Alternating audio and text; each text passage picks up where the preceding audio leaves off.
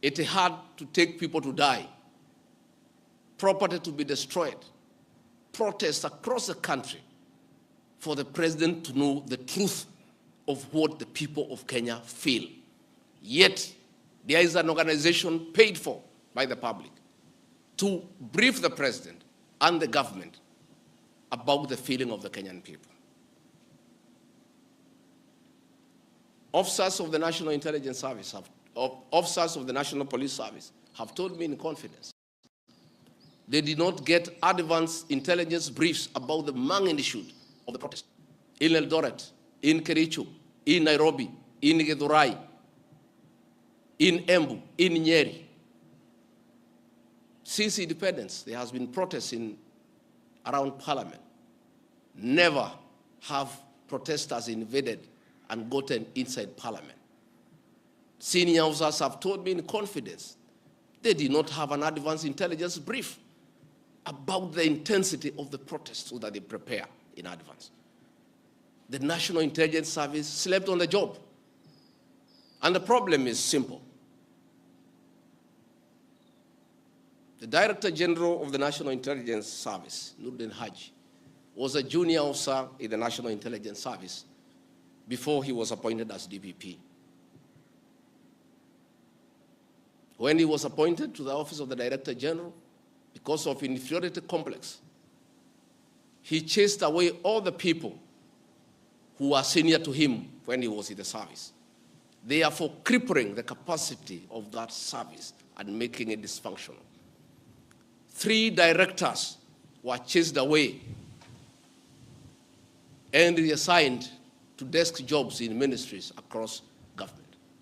13 assistant directors, men and women with proven track record of intelligence collection and analysis, were removed from the National Intelligence Service, leaving a shell under a clueless Director General who has no capacity to run the organization. And that is why the security sector was caught off guard by the intensity, the anger of the Kenyan people, the agitation of the Kenyan people, the resilience of the Kenyan people.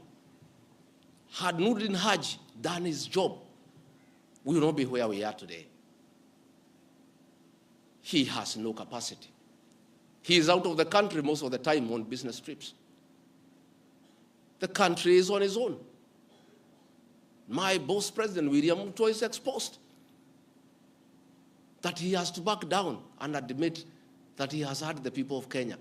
Yet this matter has been in public domain for the last 2 months. I want to say that Noordin Haji must take responsibility for the deaths that occurred. He must take responsibility for the mayhem. He must take responsibility for failing President William Ruto. He must take responsibility for failing the government of the Republic of Kenya. He must take responsibility for failing the Kenyan nation by not doing his job and advising correctly. And he must do the honorable thing, not just take responsibility, but resign from that office and allow the president to pick a competent Director General. I want to request President William Ruto to consider, as a matter of urgency, to recall the 3 directors who are removed from the service and the 13 assistant directors to come and help reconstruct the service and get sanity back to the National Intelligence Service to serve the president, the government, and the people of Kenya. President William Ruto deserves better. He deserves a Director General who knows what he's doing. He deserves a National Intelligence Service that is effective and that can analyze situations and keep him and the government informed on what is going on. It is embarrassing to me as Deputy President that it has taken protests, deaths, mayhem, destruction for the president to know the truth, yet there is an organization charged with that responsibility. I have publicly stated that under this administration, Kenyans are free to criticize the government without fear of reprisal and state agencies. This was a promise made by